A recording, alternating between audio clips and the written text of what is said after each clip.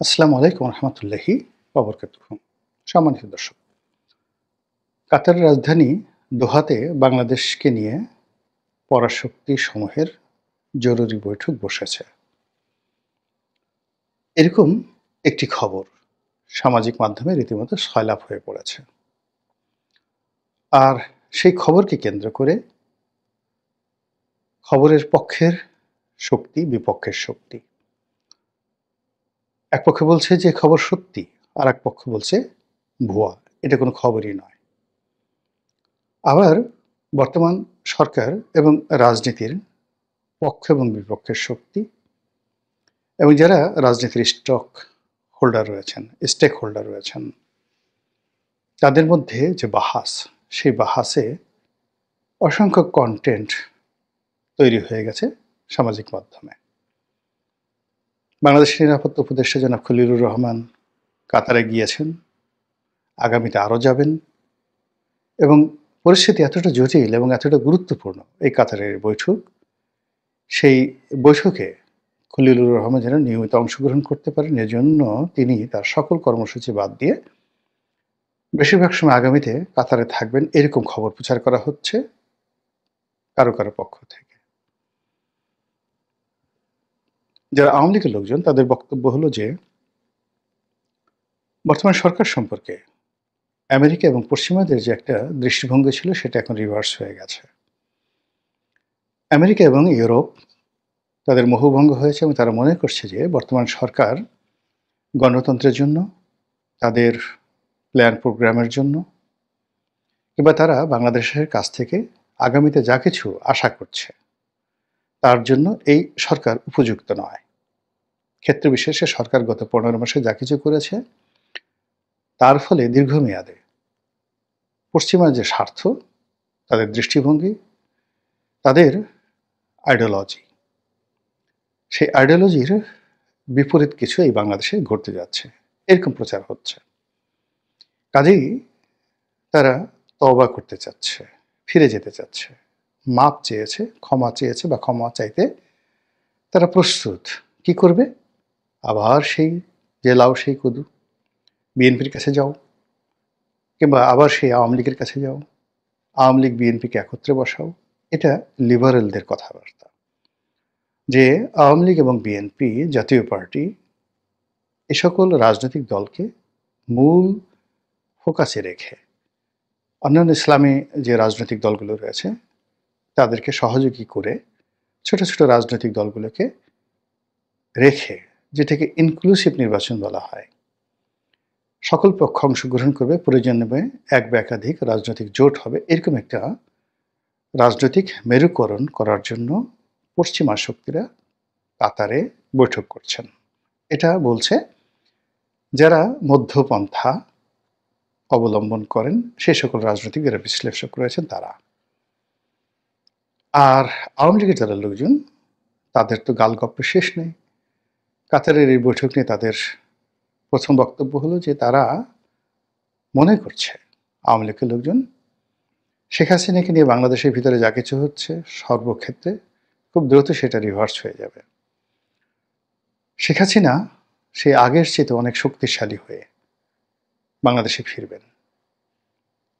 এখন তিনি কি সাবেক প্রধানমন্ত্রী হিসেবে ফিরবেন, নাকি নতুন করে পদত্যাগ করবেন, নাকি অতীতে যে পদত্যাগ করেছেন যে কথা বলা হচ্ছিল সেটাকে তিনি আবার নতুন করে সিলচাপড় দিয়ে বলবেন যে হ্যাঁ আমি পদত্যাগ করেছি, অথবা বলবেন যে আমি আগে পদত্যাগ করিনি, এখন দেশের স্বার্থে আন্তর্জাতিক সম্প্রদায়ের অনুরোধে আমি আবার পদত্যাগ করলাম, একটি তত্ত্বাবধায়ক সরকার হোক এবং তার অধীনে একটা নির্বাচনে আমি অংশগ্রহণ করার জন্য বাংলাদেশে এলাম। এ সকল কথাবার্তা আওয়ামী লীগের লোকজন বলেছে। আমি অনেক আগে একটা ভিডিও করেছিলাম, তখন অনেকে আমার সমালোচনা করেছিলেন। ভিডিওটার টপিক ছিল যে বাংলাদেশে কে আগে আসবেন, শেখ হাসিনা আগে আসবেন নাকি তারেক রহমান সাহেব আগে আসবেন। বিএনপির যারা বন্ধু তারা বলছিলেন যে মিস্টার রনির তো মাথা খারাপ হয়ে গেছে, তারেক রহমান সাহেবের সঙ্গে শেখ হাসিনার কি সম্পর্ক?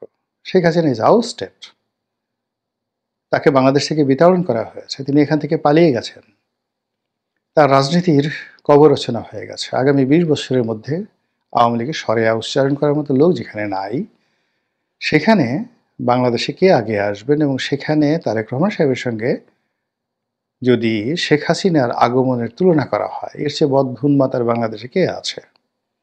মতলববাজ লোক কোথাকার। কেউ হয়তো রাগ হয়ে ফাজিলও বলেছেন। আমি সাধারণত কমেন্ট খুব কম দেখি। কিন্তু আজকের এই দিনে যদি আপনি বাস্তবতা দেখেন, শেখ হাসিনার প্রত্যাবর্তন সম্ভব অসম্ভব নিয়ে আমি একটা কথাও বলব না।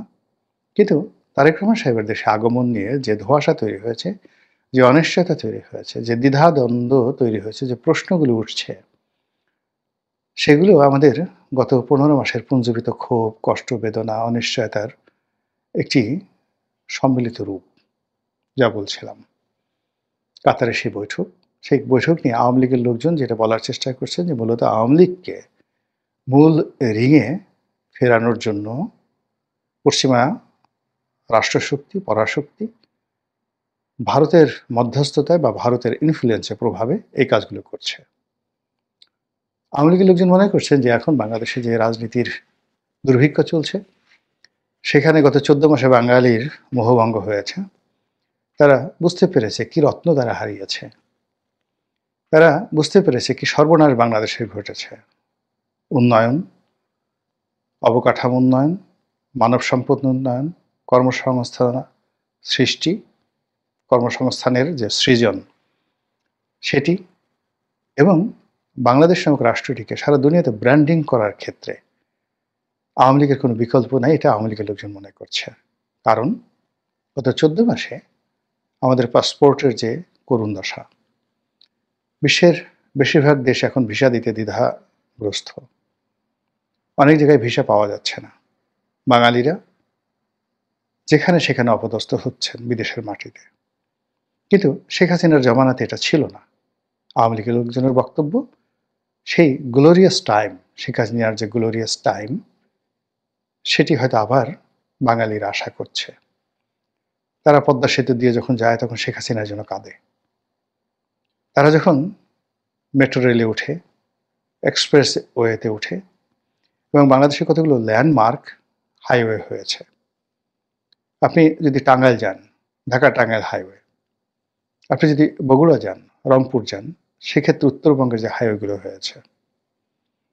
আপনি যদি ঢাকা থেকে কুয়াকাটা যেতে চান, যে রাস্তাগুলো নষ্ট হয়েছে ১৪ মাসে সেগুলো বাদে বাকি যে রাস্তাগুলো হয়েছে, যে ব্রিজগুলো হয়েছে, একটানে আপনি ঢাকা থেকে কুয়াকাটা, দেশের দ্বিতীয় বৃহত্তম পর্যটন কেন্দ্র, ঢাকা থেকে মাত্র এখন ৭ ঘন্টায় আপনি কুয়াকাটা পৌঁছাতে পারবেন। এই কাজের জন্য শেখ হাসিনা প্রশংসা দাবি করেন। এই কাজের জন্য আওয়ামী লীগ প্রশংসা দাবি করে, এবং তারা মনে করে এই যাত্রীতে, মানে এখানে যারা চলাচল করে, তারা সবাই শেখ হাসিনার জন্য কান্নাকাটি করে দোয়া করে, এবং মানুষের দোয়ায় শেখ হাসিনা ফিরে আসবে। এবং এই কারণে তারা মনে করছে যে কাতারে যা কিছু ঘটছে সেটা আল্লাহর রহমত, আল্লাহর বরকত, এবং আল্লাহ যে অনেক কিছু করতে পারেন সেটা এই শেখ হাসিনা ক্ষমতাচ্যুত না হলে বাঙালিও বুঝতে পারতো না, আর আওয়ামী লীগও বুঝতে পারতো না। আওয়ামী লীগের অনেক বদমাস, বাজে লোক, গুন্ডা, তারা এই সেই যাকে বলা হয় গণ-অভ্যুত্থানের কারণে ঝরে পড়েছে। আর আমাদের দেশের মধ্যে যে সকল বেঈমান, মুনাফিক, মির্জাফর, আলবদর, আসাম, সারাজাকার এ যুগের, তারা যেভাবে ঘাপটি মেরেছিল, তারা এই দেশটিকে রীতিমতো শকুনের মতো ভাগযোগ করে খেত, তাদের মুখোশ উন্মোচন হয়ে গেছে এই গত ১৪ মাসে। এটা দরকার ছিল, আওয়ামী লীগের লোকজন সেটা মনে করছে, এবং এটা মনে করে তারা সে কি যে আত্মতৃপ্তি, এখন সেই আত্মতৃপ্তিতে আপনি দেখবেন ৩২টা দাঁত তো বের করা সম্ভব নয়। হাসলে সর্বোচ্চ আপনি যখন অট্টহাসি দিবেন, যতগুলো দাঁত বের হয়, সেই দাঁতগুলো বের করে তারা এই কাতারের বৈঠক নিয়ে নানা রকম উচ্ছ্বসিত মন্তব্য তারা করে যাচ্ছেন। যারা একটু চালাক, গভীর জলের মাছ, তারা সুন্দর করে বলার চেষ্টা করেছেন কাতার মূলত একটি আওয়ামী ফ্রেন্ডলি কান্ট্রি। কাতারের বর্তমান আমির, এই আমিরের পরিবার এবং এই আমিরের বাবা, তারা সবাই শেখ পরিবারের সঙ্গে, বঙ্গবন্ধু পরিবারের সঙ্গে, আওয়ামী লীগের সঙ্গে মারাত্মকভাবে, মানে তাদের সম্পর্ক রয়েছে। এখানে মারাত্মক বললাম এই করে যে বাংলাদেশের লোকজনকে সাধারণত মধ্যপ্রাচ্যে যারা শেখ রয়েছেন, আমির উমরা রয়েছেন, তারা পাত্তা দিতে চান না। মধ্যপ্রাচ্যে রাজা বাদশাদের দরবারে একমাত্র এরশাদ সাহেব, বিশেষ করে যে এখন দুবাইয়ের যে, দুবাই না, আরব আমিরাতের যে আল নাহিয়ান পরিবার, এই আল নাহিয়ান পরিবারের সঙ্গে হুসেন মোহাম্মদ এরশাদের একটা সম্পর্ক গড়ে উঠেছিল। এর বাইরে আরবের লোকজন, তারা এই বাংলাদেশে যারা লোকজন আছে তাদেরকে লেবার, প্লাম্বার এরকম লোকজন মনে করে। অন্যদিকে শহীদ প্রেসিডেন্ট জিয়াউর রহমান সাহেবের সঙ্গে তৎকালীন সৌদি বাদশার একটা সম্মানজনক সম্পর্ক গড়ে উঠেছিল এবং তারই স্মৃতিস্বরূপ এখনও আরাফাতের ময়দানে আমরা সেই জিয়াউর রহমানের যে উদ্ভাবিত নিম গাছ, সেই নিম গাছ আমরা দেখতে পাই। মরুভূমির মাটিতে নিম গাছ জন্ম নেয়, এই ধারণাটি শহীদ প্রেসিডেন্ট জিয়াউর রহমান সৌদি রাজপরিবারে তিনি ঢুকিয়েছিলেন এবং তার প্রেক্ষিতে শহীদ প্রেসিডেন্ট জিয়াউর রহমানের স্মৃতিতে সেখানে প্রচুর নিম গাছ বপন করা হয়েছে। এখন ফুলে ফলে প্রস্ফুটিত হয়ে সেখানে নিম বাগান তৈরি করে ফেলেছে মরুদ্যানের মতো করে। এবং এই সুবাদে সৌদি রাজপরিবারের সঙ্গে বিএনপির একটা ভালো সম্পর্ক ছিল একেবারে, সেটা 2014-15 সন অবধি। এবং ওই সময়টাতে রাজকীয় মেহমান রূপে বহুবার বিএনপির নেতাকর্মীরা সৌদি আরব ভ্রমণ করেছেন। কিন্তু মোহাম্মদ বিন সালমান উনি ক্ষমতায় আসার পর বিশেষ করে যুবরাজ নির্বাচিত হওয়ার পর এই পরিস্থিতি রিভার্স হয়ে গেছে। বিএনপির জন্য এখন আর সৌদি আরব অভয়ারণ্য নয়, বরং মোহাম্মদ বিন সালমানের সঙ্গে শেখ পরিবারের, বাংলাদেশের শেখ পরিবারের ব্যক্তিগত সম্পর্কটা কোন পর্যায়ে গিয়েছিল, এটা নিরপেক্ষভাবে যদি আমি এখন বলি, আমাকে সবাই এখন আওয়ামী লীগের দালাল বলার চেষ্টা করবেন। কিন্তু তারপর আমি বলেছি, মোহাম্মদ বিন সালমান বাংলাদেশে আসতে চেয়েছিলেন শেখ হাসিনার জমানাতে। যদি তার পতন না হতো তাহলে হয়তো সেই 2025 সনের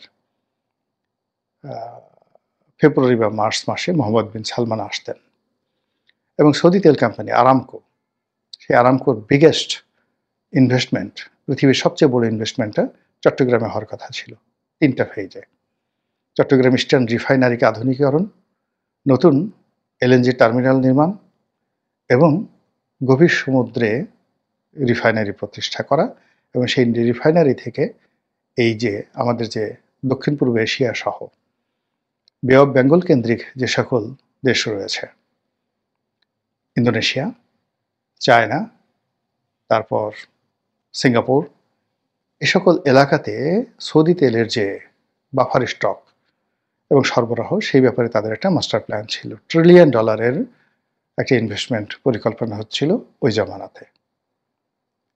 এটা সৌদি আরবের যে সরকারি নথিপত্র রয়েছে, বাংলাদেশ দূতাবাস রয়েছে, সৌদি পররাষ্ট্র দূতাবাস রয়েছে এবং আমাদের পররাষ্ট্র মন্ত্রণালয় রয়েছে।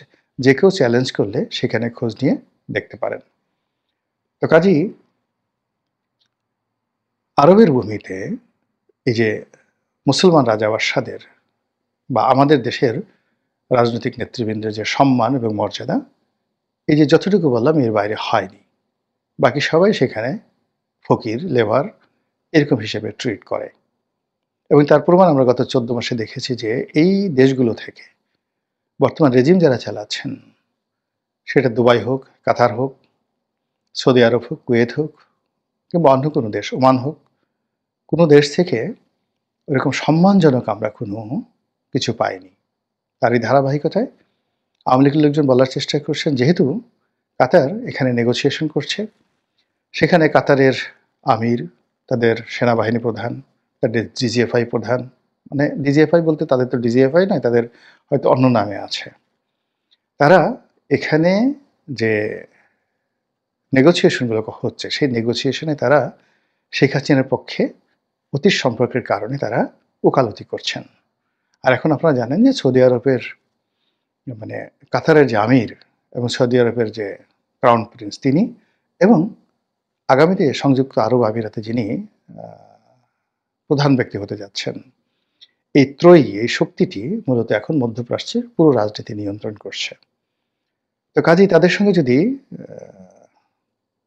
তারেক রহমান সাহেবের সম্পর্ক হয় কিংবা জয়ের সম্পর্ক হয়, আওয়ামী লীগের সম্পর্ক হয়, বিএনপির সম্পর্ক হয়, সেই সম্পর্ক আমেরিকার সম্পর্কের চাইতে অধিক গুরুত্বপূর্ণ, ফ্রুটফুল এবং ইকোনমিক্যালি ভায়াবল। সেই অর্থে কাহাত্তারে এই বৈঠক নিয়ে যে কিছু হচ্ছে, মানে একেবারে যে মিথ্যা তাও যেমন বলা যাচ্ছে না, কোনো কিছু উড়িয়ে দেওয়া যাচ্ছে না, এবং এটার যে গুরুত্ব আছে এটা অবশ্যই আপনাকে স্বীকার করতে হবে। এখন আসলে সেটা কি হচ্ছে সেটা সময় হলে দেখা যাবে। আল্লাহ আমাদের সবাইকে হেদায়েত দান করুন এবং হেফাজত করুন। আসসালামু আলাইকুম ওয়া রাহমাতুল্লাহি ওয়া বারাকাতুহু।